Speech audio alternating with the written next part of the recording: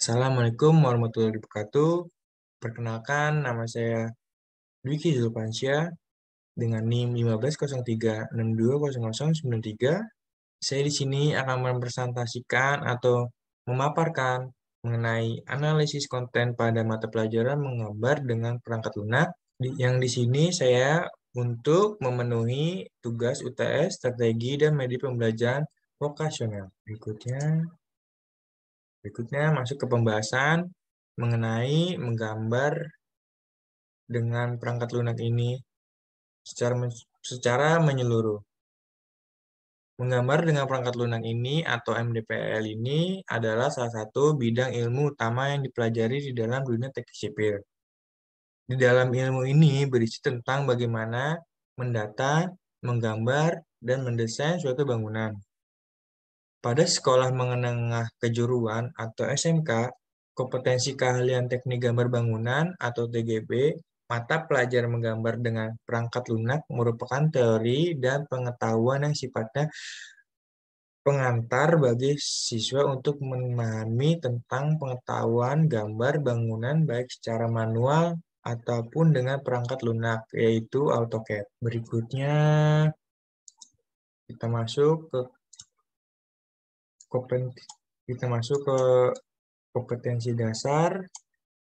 Nah, dalam kompetensi dasar, menggambar dengan perangkat lunak, kompetensi dasar yang diharapkan tercapai oleh peserta didik adalah peserta didik memahami mulai dari pengenalan software, AutoCAD, pengaturan alat tata letak gambar dengan model sketch, proses penggambaran gambar kerja dua dimensi, hingga proses pencetakan gambar kerja menggunakan program AutoCAD. Dalam kompetensi dasar ini, kita menggunakan software AutoCAD, yang dimana AutoCAD itu sendiri adalah satu perangkat lunak program aplikasi untuk rancangan bangunan berbasis CAD atau Computer Aided Design, dan di mana program AutoCAD dapat digunakan dalam semua bidang kerja, terutama pada bidang perencanaan dan memerlukan keterampilan khusus pengetahuan gambar kerja.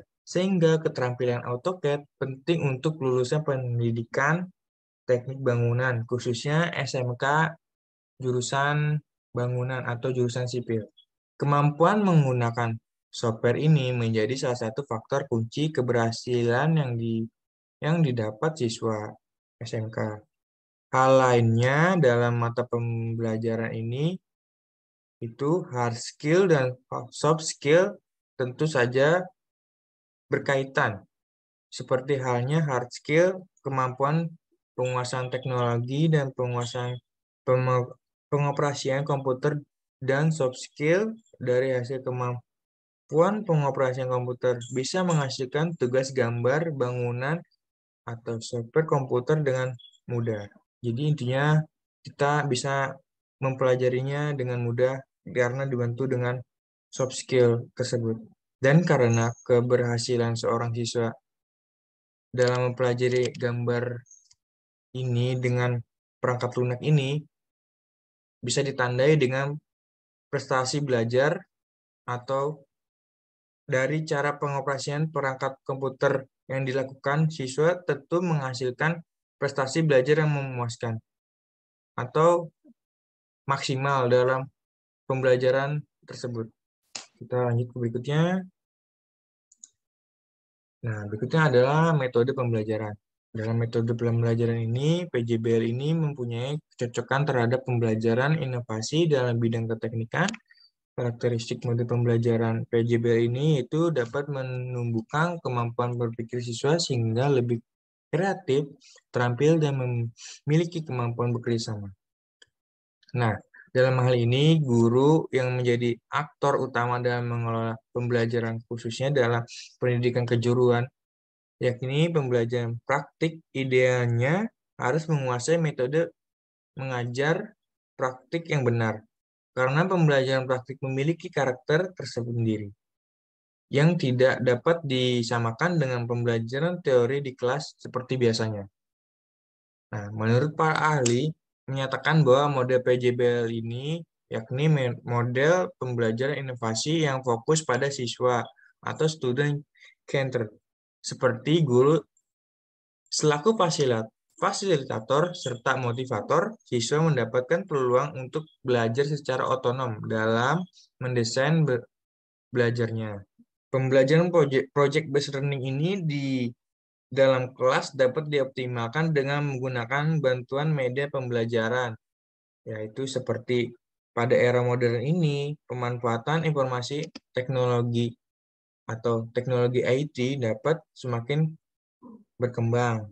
Nah, dalam pemodelan ini, kita dapat menggunakan alat seperti komputer, aplikasi, AutoCAD, atau pengaplikasian yang lainnya untuk memudahkan kita menjalankan proses pembelajaran atau menjalankan tugas-tugas yang akan diberikan ke depannya.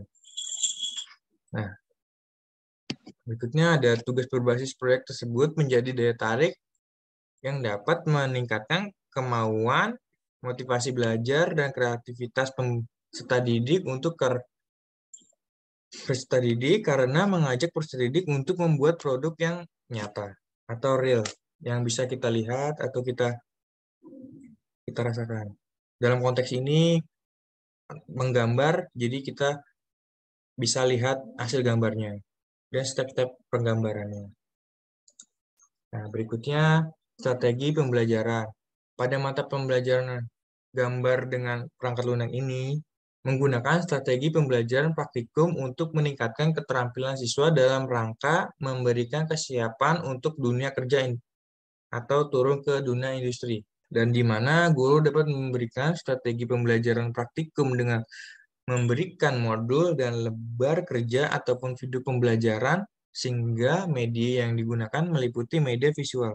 Nah, dalam hal ini kecakapan siswa menerapkan pengetahuan akademik, teoretik ke dalam praktik, mengungkapkan ide secara jelas, menciptakan produk yang berkualitas atau bernilai, dan mengkonstruksi tugas secara jelas menduksi peringkat yang paling tinggi. Dalam arti semua konfigurasi mode pembelajaran berbasis proyek menerapkan keterampilan tersebut secara standar menjadi tujuan pembelajaran. Nah, dalam hal tersebut dapat memberikan pengalaman belajar yang detail, rinci, menantang, dan dalam jangka waktu yang lebih panjang dengan target terselesaikannya proyek yang menghasilkan sebuah produk dan karya peserta didik yang memuaskan. Berikutnya, sintak penerapan model PJBL, yaitu ada 3. Yang pertama ada fase atau tahap, yang berikutnya ada perilaku guru, dan satu lagi perilaku siswa. Nah, yang pertama itu dalam fase atau tahapnya dibahas orientasi siswa pada siswa dalam perilaku guru atau pendidik. Pendidik memberikan penjelasan terkait dasar-dasar penggunaan AutoCAD serta pemberian motivasi untuk aktif dan kreatif dalam menjalankan tugas yang diberikan. Dan perilaku siswanya, siswa memperhatikan penjelasan pendidik serta bersikap aktif dalam proses pembelajaran memecahkan suatu permasalahan. Dan berikutnya, mengorganisasikan siswa untuk belajar. Nah, untuk perilaku gurunya, pendidik membantu siswa dan mengatur siswa untuk membentuk kelompok diskusi serta mengarahkan perilaku tugas-tugas yang diberikan. Untuk perilaku siswanya, siswa secara aktif bertanya secara diskusi dalam hal mengenai pembahasan, pembagian-pembagian tugas dalam memecahkan permasalahan. Yang berikutnya, membantu penyelidikan mandiri dan kelompok. Dalam konteks untuk gurunya atau pendidik membimbing serta mengarahkan siswa dan menganalisis sebuah permasalahan. Selain itu, pendidik memantau proses siswa dalam melakukan penjelasan pekerjaan tugas menggambar di aplikasi AutoCAD. Dan untuk konteks siswanya, siswa melakukan penyelidikan tentang bagaimana langkah-langkah pembuatan desain gambar 2 dimensi, serta mendiskusikan bagaimana kesulitan yang terjadi dalam proses pembuatan tugas tersebut yang nantinya disiapkan kepada pendidik. Dan berikutnya pengembangan dan penyajian hasil karya. Dalam konteks pendidik atau gurunya, pendidik membimbing serta mendiskusikan bagaimana proses dan langkah-langkah pembuatan tugas menggambar dua dimensi berdasarkan ketentuannya dan proses penyajiannya. Hasil karya gambar tersebut dibuat dalam bentuk laporan PDF, dan untuk konteks siswanya, setiap kelompok atau siswa membahas dan menyajikan hasil tugas gambar mereka serta memaparkan laporan yang telah mereka buat. Dan berikutnya itu menganalisis dan mengevaluasi proses pemecahan masalah. Dalam konteks gurunya atau pendidiknya, pendidik membantu mengarahkan siswa mengenali hasil laporan gambar yang telah dibuatnya dan melakukan penyelidikan yang menyeluruh terkait proses penyelesaian masalah yang terjadi selama pembuatan gambar berlangsung. Dan dalam konteks siswanya, siswa memberikan pemaparan dalam tanggapan kepada hasil karya yang telah dibuatnya, serta di mana siswa diminta membuat kesimpulan hasil tugas gambar yang tersebut. Kesimpulan. Jadi kesimpulannya itu pendidikan vokasi memiliki tanggung jawab yang lebih besar dibanding pendidikan umum, terutama dalam menghasilkan lulusan yang profesional dengan keterampilan dan kemampuan kerja yang tinggi. Strategi pembelajaran PJBL ini memberikan kemandirian pada siswa dan memberikan siswa kesempatan untuk ikut serta secara aktif dalam pembelajaran, di mana siswa harus lebih banyak latihan meningkatkan kemampuannya, serta guru perlu mempersiapkan pembelajaran yang akan diberikan sesuai dengan strategi dan mode pembelajaran yang telah disiapkan sesuai dengan kebutuhan siswa agar kegiatan pembelajaran memiliki target dan tujuan yang tepat.